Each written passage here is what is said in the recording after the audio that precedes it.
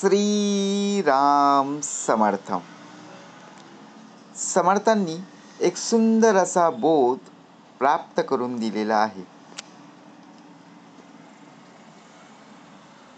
लाडकी बहीण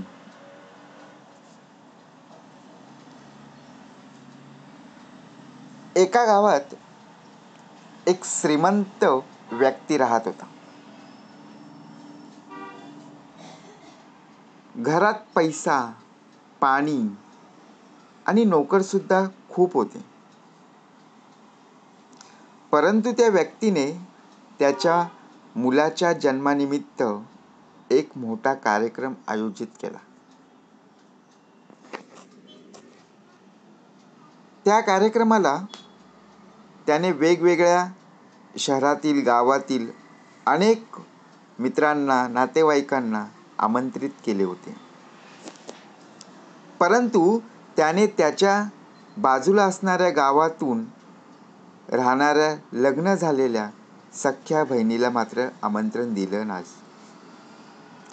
कारण तिच्या घरची परिस्थिती ठीक नव्हती ना, आणि तिचं जीवनसुद्धा गरिबीत ती जगत होती, म्हणून तिला आमंत्रण दिलं नाही.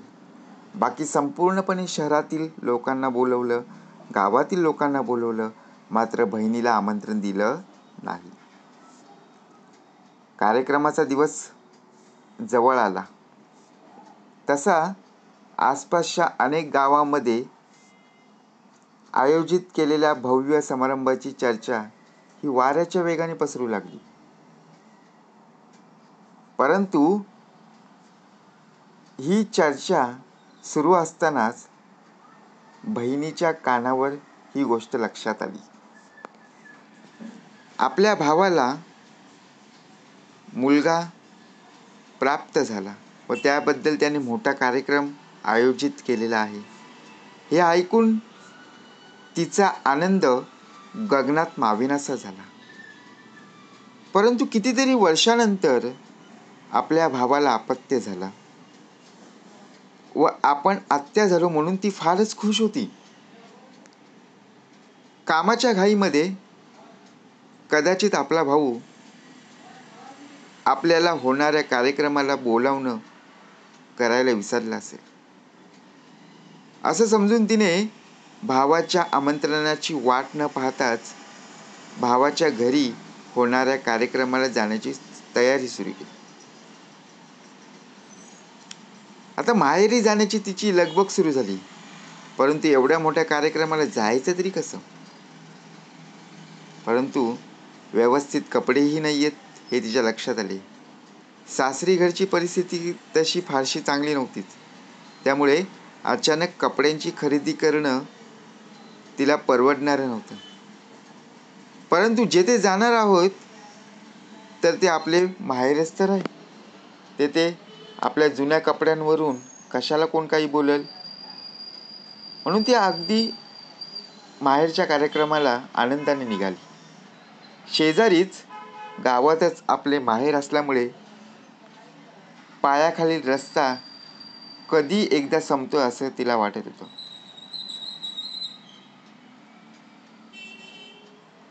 ती हळूहळू घराजवळ घराच्या दिशेने जाऊ लागली. घराजवळ येताच तिने पाहिलं की आपल्या माहेरच्या घराला सुंदर असं फुलांच्या माळांनी सजवलं होतं. भरपूर दिव्यांची रोषणाई सुद्धा केली होती आणि दारापुढे मोठी रांगोळी आणि नोकरदार यांची धावपळ सुरू होती. जेवणाला सुद्धा सुरुवात झाली होती. लोक इकडची तिकडची जेवणाला सुद्धा आले होते. पंक्ती उठत होत्या आणि आपल्या माहेरचा एवढा मोठा कार्यक्रम पाहून तिचं मन आनंदाने भरून गेलं होतं. कधी आपल्या भावाला जाऊन त्याच्या मुलाबद्दल अभिनंदन करते आणि त्याचबरोबर त्याच्या आनंदात सुद्धा सहभागी होते असं तिला झालं होतं. ती घाईघाईने घरात प्रवेश करते आणि घरात शिरताच खूप मोठ्या मोठ्या आणि धनाढ्य लोकांनी आपल्या कुटुंबासह कार्यक्रमाला हजेरी लावलेली हे पाहून आपला भाऊसुद्धा व्यस्त आहे आणि भावाला भेटण्याच्या आनंदात ती भावाच्या दिशेने धावत जाते व त्याला अभिनंदन करण्याचा प्रयत्न करते. एवढ्यातच आपली बहीण आलेली पाहून त्याची संपूर्णपणे तळपायाची आग मस्तकात जाते. गरीब व मळकी साडी पाहून आलेली बहीण सर्वांसमोर आपले नाक, प्रत्यक्षपणे आपली मान खाली गेलेली आहे. तिच्या भावाच्या लक्षात आल्यानंतर तिच्याकडे दुर्लक्ष केलं आणि दुर्लक्ष करून गेल्यानंतर तो निघून गेला. पाहुण्यांच्या आदर सत्कारामध्ये आपला भाऊ व्यस्त असेल म्हणून कदाचित त्याने आपल्याकडे लक्ष दिले नसेल असं समजून ती आपल्या वहिनीची आणि बाळाची भेट घेत होती. वहिनी म्हणजे भावाची पत्नी. तिला जेवून घेण्याचा आग्रह करते. भाऊ त्याच्या पाहुण्यांमध्ये व्यस्त आहे, तर आपण पहिला जेवून घेऊ, मग अगदी निवांतपणे त्याचं अभिनंदन करू असं विचार करून ती जेवणाच्या पंक्तीत जाऊन जेवायला बसते. आपली बहीण अस्ताव्यस्त अवस्थेत व फाटकी जुनी साडी नेसून एवढ्या मोठ्या लोकांच्या पंक्तीत जेवायला बसलेली पाहून त्या भावाला राग अनावर होतो. तो तिचा अपमान करून तिला घराबाहेर हाकलून देतो. बहिणीला जराही कल्पना नव्हती की भरलेल्या ताटावरून आपल्या भावाने मला का उठवलं. आपण गरीब असल्यामुळे आपल्याच घरात आपल्याला 4 घासही आपल्या भावाने खाऊ दिले नाही, याचे तिला खूप वाईट वाटले आणि रडत रडत आपल्या घरी जायला निघाली. डोळ्यातून अश्रू काही केल्या थांबत नव्हते. एवढ्यातच तिला रस्त्यात तिची एक जुनी मैत्रीण भेटते. मैत्रिणीचा आग्रह आणि त्याचप्रमाणे शेवटी माहेरी झालेली सर्व हकीकत व गरिबीमुळे भावाने केलेला अपमान ती तिच्या मैत्रिणीला सांगते. मैत्रीण सुद्धा सर्व काही शांतपणे ऐकून घेते आणि व्यवस्थितपणे तिला समजावते की ज्याप्रमाणे घरात पैसा, पाणी सर्व काही आल्यावर कोणी कोणाला विचारत नाही. गरीब असली म्हणून तू खचून जाऊ नको. तू तुझ्या पराक्रमाने, मेहनतीने, कष्टाने आर्थिक परिस्थिती नक्कीच तुझी बदलली जाईल. फक्त विश्वास ठेव. परंतु तुलाही मेहनत करताना एक नियम मात्र कायमचा लक्षात ठेवावा लागेल. कष्ट करीन आणि माझी आर्थिक परिस्थिती सुधारण्यासाठी तू सांगितलेला नियम सुद्धा लक्षात ठेवून. पण नियम तरी कोणता?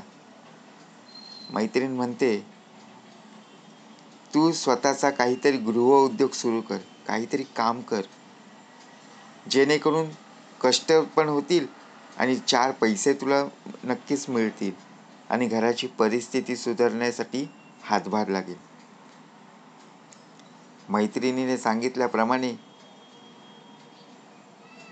बघा, ज्याप्रमाणे कष्ट केले, मेहनत केली आणि मैत्रिणीच्या सल्ल्यानुसार रात्रंदिवस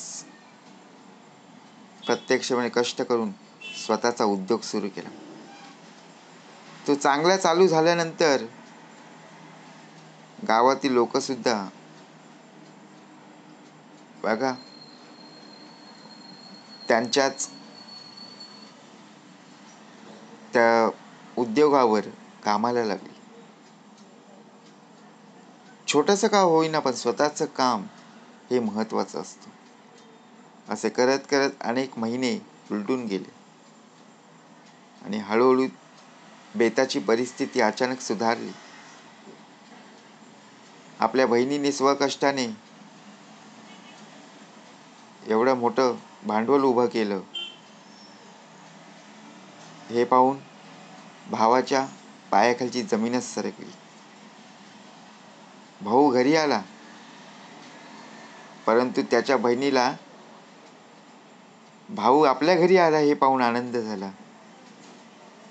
परंतु मनापासून आदर सत्काराने, मान सन्मानाने भावाचं स्वागत सुद्धा केलं आणि गोडधोडाचं जेवण सुद्धा बनवलं. आणि त्याच वेळेला त्या भावाने बहिणीची माफी मागितली.